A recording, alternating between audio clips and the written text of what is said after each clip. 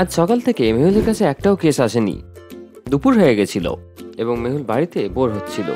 অনেক মাস পরে এমন হয়েছে যেখানে আমার কাছে কোনো কেসই নেই। আজ একদম ফ্রি। আমার থিয়েটারে গিয়ে মুভি দেখা উচিত। জানি না এবার কখন টাইম পাবো। মেহুল তার বুলেটে করে থিয়েটারের উদ্দেশ্যে রওনা হয়। মেহুলের বাড়ির থেকে 10 কিলোমিটারের মধ্যে 3টে থিয়েটার আছে। প্রথম থিয়েটারটা 6 কিলোমিটার দূরে ছিল, কিন্তু রাস্তা খারাপ হওয়ার জন্য সেখানে পৌঁছাতে 20 মিনিট লাগবে। দ্বিতীয় থিয়েটারটা 7 কিলোমিটার দূরে এবং মেন রাস্তা দিয়ে সেখানে পৌঁছাতে মাত্র 15 মিনিট লাগে, কিন্তু মেন রাস্তাতে কনস্ট্রাকশনের কাজ চলছে, তাই দ্বিতীয় রাস্তা দিয়ে যেতে হবে এবং দ্বিতীয় রাস্তা দিয়ে গেলে মেহুলকে 1 কিলোমিটার এক্সট্রা যেতে হবে।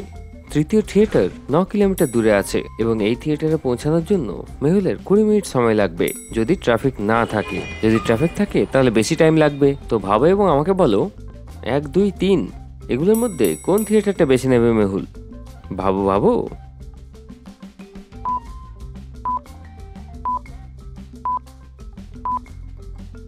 যদি মেহুল প্রথম থিয়েটারে যায় তো 20 মিনিট সময় লাগবে এবং তৃতীয় থিয়েটারে যদি যায় তাহলে 20 মিনিট বা বেশি টাইম লাগবে।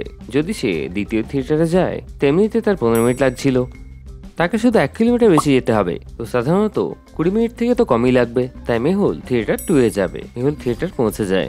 থিয়েটারের মধ্যে ইয়েস দ্য ঘোস্ট হান্টার চলছিল। মেহুল আরাম করে বসে কার্টুন দেখতে শুরু করে দেয়। তখনই থিয়েটারের বাইরে থেকে কারো জোরে জোরে চিৎকারের আওয়াজ আসে। মেহুল তখনই বাইরে যায়, তো সেখানকার দৃশ্যটা দেখে অবাক হয়ে যায়। দুজন মিলে একটা লোককে ডান্ডা দিয়ে মারছিল।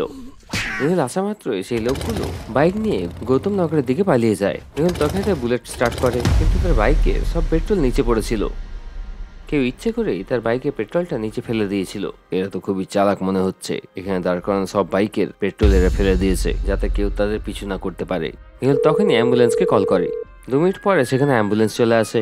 সেই থিয়েটার থেকে হসপিটাল পৌঁছানোর 3টে রাস্তা ছিল। প্রথম রাস্তাটা সবচেয়ে শর্টকাট, কিন্তু মাঝে একটা পুরানো বস্তি আছে, সেখান দিয়ে 4 হুইলার গাড়ি যাওয়া খুবই মুশকিল। দ্বিতীয় রাস্তা বেশ লম্বা এবং হসপিটাল থেকে সেখানে পৌঁছাতে 40 মিনিটেরও বেশি লাগতে পারে। তৃতীয় রাস্তা একটা কাঁচা রাস্তা, কিন্তু সেখানে খুবই অসমান সড়ক রয়েছে। এরকম রাস্তায় অ্যাম্বুলেন্স চালালে ভেতরের পেশেন্টের ক্ষতি হতে পারে। তো ভাবো এবং আমাকে বলো, কি করবে মেহুল?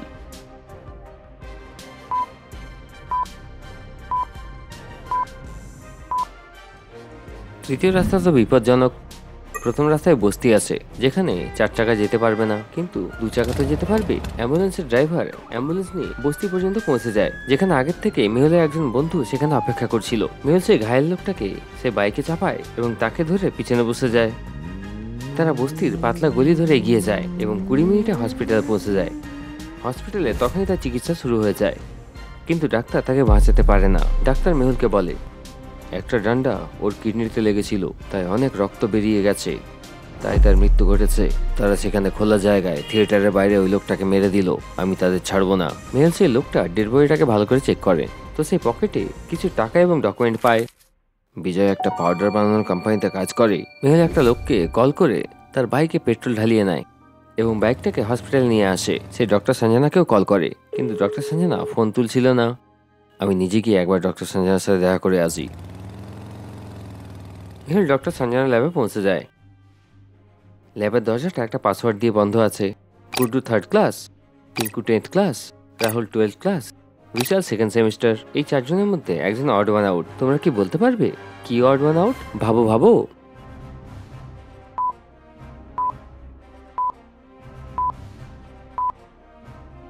গুড্ডু, টিঙ্কু এবং রাহুল 3 জনাই স্কুল স্টুডেন্ট, কিন্তু বিশাল কলেজ স্টুডেন্ট। মেহুল 4 নম্বরের বাটন প্রেস করে এবং ল্যাবের ভেতরে চলে যায়। মেহুল ল্যাবে প্রবেশ করে তো দেখে যে ডক্টর সঞ্জনা ল্যাবে নেই। তখনই মেহুলের নজর কোনায় রাখা কম্পিউটারে পড়ে। কম্পিউটার স্ক্রিনে একটা ফোল্ডার ওপেন রয়েছে যেখানে বিজয় নামের ফাইল রয়েছে। মেহুল একটা ফাইল খোলে এবং দেখে তাতে বিজয় সম্বন্ধিত অনেক গুরুত্বপূর্ণ তথ্য রয়েছে এবং কিছু গুপ্ত পেপারস রয়েছে। এটা তো খুবই গুরুত্বপূর্ণ তথ্য। ডক্টর সঞ্জনার সাথে এর কি সম্বন্ধ? তখনই মেহুল ল্যাবের একটা আলমারি থেকে কিছু আওয়াজ পায়। সে আলমারি খুলে দেখে তো ডক্টর সঞ্জনা সেখানে বাঁধা অবস্থায় ছিল। ডক্টর সঞ্জনা, তুমি এখানে কি করে বন্ধ হয়ে গেলে? মেহুল, তারা আমাকে এখানে বন্দি করে চলে গেছে। আমার মনে হচ্ছে তারা জানতে পেরে গেছিল যে আমি তোমার সাথে মিলে বিজয়ের কেসের তদন্ত করছি। আমাকে ডিটেলে সব বলো, কি হয়েছে? বিজয় আমাকে কিছুদিন আগে বলেছিল তাদের কোম্পানির কিছু লোক বেআইনি পাউডার বানানোর কাজ করছে। সে আমাকে কিছু প্রমাণও দিয়েছিল যেগুলো আমি আমার ল্যাবে লুকিয়ে রেখেছিলাম। যখন আমার মনে হলো কিছু খারাপ হতে চলেছে তাই আমি তোমাকে ইনফর্ম করবো ভাবি, কিন্তু ততক্ষণে তারা আমাকে এখানে বন্দি করে চলে গেছে। ডক্টর সঞ্জনা, তুমি খুব হিম্মত দেখিয়েছো, এবার আমি পুলিশের সাথে মিলে তাদেরকে ছাড়বো না। মেহুল তখনই পুলিশকে ইনফর্ম করে দেয়। মেহুল এবং পুলিশ মিলে প্রমাণগুলোর খুব ভালো করে পরীক্ষা করে, তো জানতে পারে যে বিজয়ের কোম্পানির কিছু সিনিয়র লোক বেআইনি ব্যবসায় যুক্ত। মেহুল সেই সব লোকগুলোকে ধরার প্ল্যান করে। এবার আমাদের তাদেরকে হাতে নাতে ধরতে হবে যাতে বিজয় বিচার পায়। রাত হওয়া মাত্র পুলিশ এবং মেহুল কোম্পানির বাইরে দাঁড়িয়ে পড়ে। কিছু ট্রাক আছে, তাদের ট্রাকের উপর সন্দেহ হয়। মেহুল এবং পুলিশ মিলে তাদের পরীক্ষা করে, তো তাতে বেআইনি পাউডার বানানোর উপকরণ ছিল।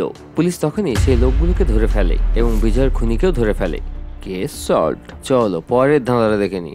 একদিন একটা লাক্সারিয়াস হোটেলে একজন ভিআইপি গেস্ট ডিনার করছিল। তখনই হঠাৎ লাইট চলে যায় এবং সেই ভিআইপি গেস্টের মার্ডার হয়ে যায়। হোটেল ম্যানেজার তখনই ডিটেকটিভ মেহুলকে কল করে সেখানে ডেকে নেয়। ম্যানেজার মেহুলকে বলে সেই সময় হোটেলে 3 জন ছিল যারা গেস্টের আশেপাশে ছিল। মেহুল 3 জনকে জিজ্ঞাসাবাদ করে, যখন খুন হয় তখন তোমরা কি করছিলে? ওয়েটার বলে, স্যার আমি তো ফুড সার্ভ করছিলাম, আমি কিছুই করিনি। ম্যানেজার বলে, স্যার আমি তো অফিসে মিটিং করছিলাম। শেফ বলে, স্যার আমি কিচেনে কুকিং করছিলাম, খালি 2 মিনিটের জন্য গেস্টটাকে নুন দিতে এসেছিলাম।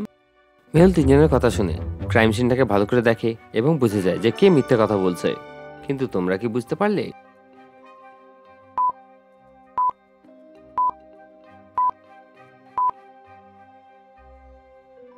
শেফ ক্রাইম সিনে নুন তো রেখে দিয়েছিল, কিন্তু সে মিস করে গেছে যে সেই লোকটা কফি খাচ্ছে, তার নুনের কি দরকার। তার প্ল্যানিংটা ফেল হয়ে যায়। মেহুল তাকে ধরে ফেলে। পরের ধাঁধাটা দেখে নি। মুভি হল থেকে মেহুলের কাছে ম্যানেজারের কল আসে। সে মেহুলকে বলে যে মুভি হলে চুরি হয়ে গেছে। মেহুল তখনই সেখানে পৌঁছে যায়, যেখানে ম্যানেজার মেহুলকে বলে, এইখান থেকে নতুন মুভি সেটের রিলটা চুরি হয়ে গেছে। আপনার কারোর উপর সন্দেহ আছে যে রিল চুরি করতে পারে? হ্যাঁ, আমার 4 জনের উপর সন্দেহ আছে, যারা সেই সময় রিলের কাছে ছিল। রোহন সাফাইওয়ালা, মমতা টিকিট চেকার, পুরো একটা অডিয়েন্স ছিল এবং কবিন একজন স্টাফ। মেহুল 4 জনকে ডাকে এবং জিজ্ঞাসাবাদ করে, যখন এখানে চুরি হয় তখন তোমরা কি করছিলে? কবিন বলে, স্যার সেই সময় একটা মুভি শেষ হয়েছিল, তো নেক্সট মুভির জন্য আমি হলটাকে রেডি করছিলাম। মমতা বলে, লাস্ট শো হওয়ার পরে হলে খুব ভিড় ছিল টিকিট কাউন্টারে, তাই সবসময় আমি সেখানেই ছিলাম। পূরব বলে, আমি তো এখানে লাস্ট শো এর মুভি দেখতে এসেছিলাম, আমি কিছুই জানি না স্যার। রোহন বলে, আমি তো ওয়াশরুমে সাফাই করছিলাম, আমি কিছুই জানি না স্যার। মেহুল 4 জনের কথা শোনে এবং ক্রাইম সিনটাকে ভালো করে দেখে এবং বুঝে যায় যে কে মিথ্যা কথা বলছে। কিন্তু তোমরা কি বুঝতে পারলে?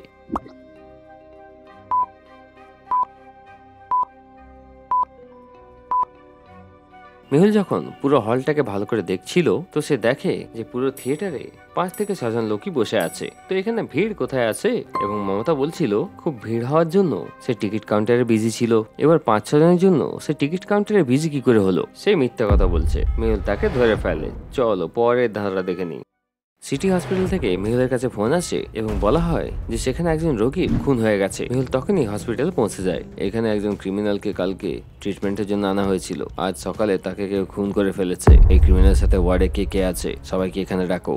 ডাক্তার 4 জনকে মেহুলের কাছে নিয়ে আসে। আপনারা কাল রাতে কিছু দেখেছেন বা শুনেছেন? পবন বলে, স্যার আমি তো কাল বিকেল থেকে অজ্ঞান ছিলাম, আমি কিছুই জানি না। শ্বেতা বলে, স্যার আমাকে তো কালকে বিকেলেই অপারেশনের জন্য নিয়ে গেছিল এবং সকালে জ্ঞান ফিরে পেয়েছি।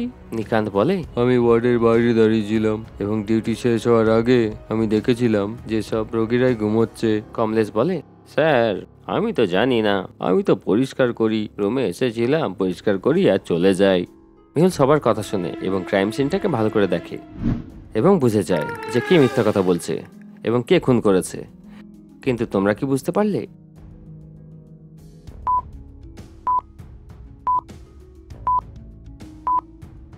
মেহুল ক্রাইম সিনটাকে দেখে বুঝে যায় যে খুনি কমলেশ, কারণ রক্তের দাগ চারিদিকে আছে, টেবিলে আছে, বেডে আছে, কিন্তু মাটির উপরে নেই কেন? কমলেশ এটা তো সঠিক বলছে যে সে পরিষ্কার করেছে, কিন্তু সে খুন করার পর পরিষ্কার করেছে। মেহুল তাকে ধরে ফেলে। চলো পরের ধাঁধাটা দেখে নি। একটা রুমে 4টে কোণ রয়েছে, প্রত্যেকটা কোণায় একটা ইঁদুর বসে আছে। প্রত্যেকটা ইঁদুরের সামনে আরো 3টে ইঁদুর বসে আছে। তো ভাবো এবং আমাকে বলো যে রুমের মধ্যে টোটাল কতগুলো ইঁদুর রয়েছে? ভাবো ভাবো।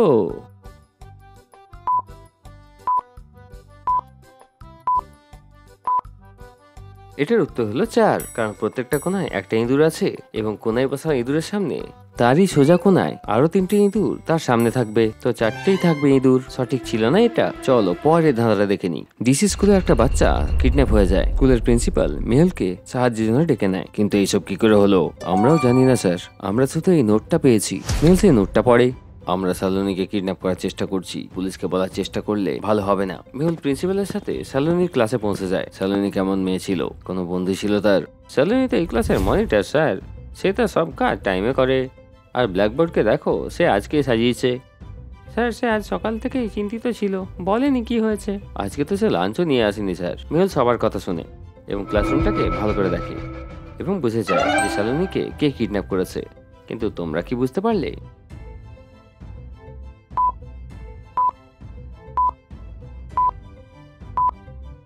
সালোনিকে অন্য কেউ নয়, নিজেই কিডন্যাপ করেছে সে। ব্ল্যাকবোর্ডের হ্যান্ডরাইটিংটাকে দেখো এবং তার লেখা নোটটাকে দেখো, দুটো হ্যান্ডরাইটিং একদম সেম, অর্থাৎ নোটটা সালোনি নিজেই লিখেছে। মেহুল এটা বুঝে যায় এবং তাকে আশেপাশে খুঁজতে থাকে। তো বাগানে সালোনিকে সে পেয়ে যায়। সে তার জন্য একটা বড় শাস্তিও পায়। চলো পরের ধাঁধা দেখে নি। তোমাদের জন্য একটা ব্রেন স্টর্মিং ধাঁধা। রাজু তীব্র বৃষ্টিতে রেনকোট পরে দ্রুততার সাথে সাইকেল চালিয়ে নিজের বাড়ি যায়। যখন সে বাড়ি যায় সে ভিজে যায়, কিন্তু তার চুলটা ভেজে না। কেন? সে তো ক্যাপও পরেনি। তাহলে তার চুলটা কেন ভিজলো না? ভাবো ভাবো।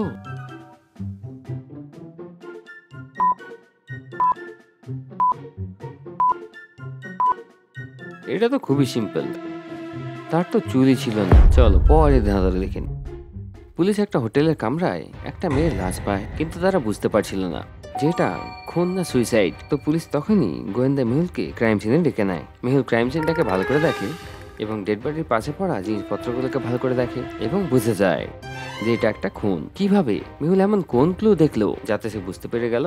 ভাবো ভাবো।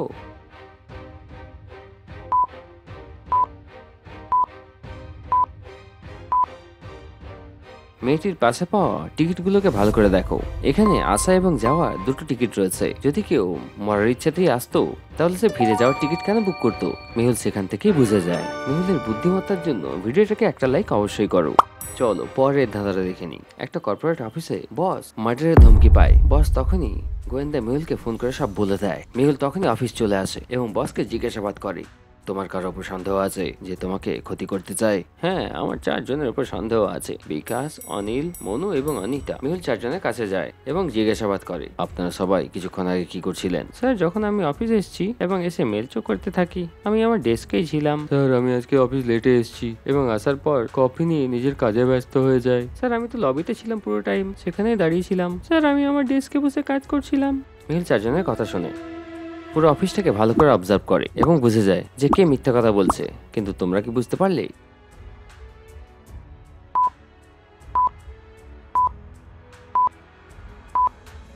মেহুল অফিসটাকে ভালো করে দেখে তো বুঝতে পারে যে কফি মেশিন তো খারাপ পড়ে আছে। তাহলে অনিল কফি মেশিন থেকে কফি কি করে নিতে পারে? অর্থাৎ সে মিথ্যা কথা বলছে। মেহুল তাকে ধরে ফেলে এবং সে তার দোষ স্বীকার করে নেয়। চলো পরের ধাঁধাটা দেখে নি।